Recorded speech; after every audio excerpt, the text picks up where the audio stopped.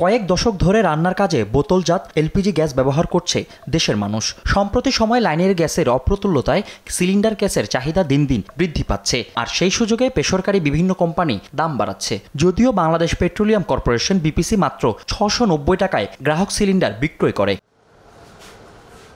তবে এই গ্যাস বিক্রিতে দুর্নীতির অভিযোগে মঙ্গলবার দিনভর বিপিসির কার্যালয়ে অভিযান চালায় দুদক। উঠে আসে ভয়াবহ চিত্র। সাধারণ মানুষের কাছে যে গ্যাস ৭৯০ টাকায় পৌঁছানোর কথা, সেই গ্যাস বেসরকারি কোম্পানির বোতলে ১৪০০ থেকে ১৬০০ টাকা পর্যন্ত বিক্রি হচ্ছে। বোতল প্রতি ৭০০ থেকে ৯০০ টাকা অতিরিক্ত গুনতে হচ্ছে গ্রাহকদের। বর্তমানে আছে যে এইভাবে সরকারি যে গ্যাসটা, যেটা সরকারি গ্যাসটাকে বেসরকারিকরণ করা হবে প্রতিটা সিলিন্ডার প্রতি প্রায় ৫০০ টাকা ৪০০ টাকা ডিস্টেন্স তৈরি করে মূল্যে, সেটা যাচাইয়ের জন্য আমরা কমিশনে আমাদের রিপোর্টটা দেখি।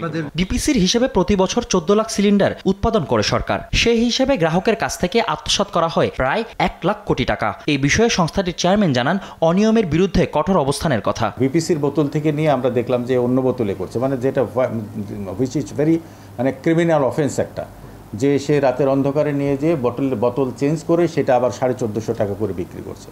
তো এটা তো মানে একটা ভয়ঙ্কর একটা অপরাধ। আমি মনে করি যে এর বিরুদ্ধে অবশ্যই আমরা মানে সরকার ব্যবস্থা নেবে। আমাদের যদি কোনো এই প্রক্রিয়ার সাথে জড়িত থাকে তার বিরুদ্ধে একদম আমরা ব্যবস্থা নিব।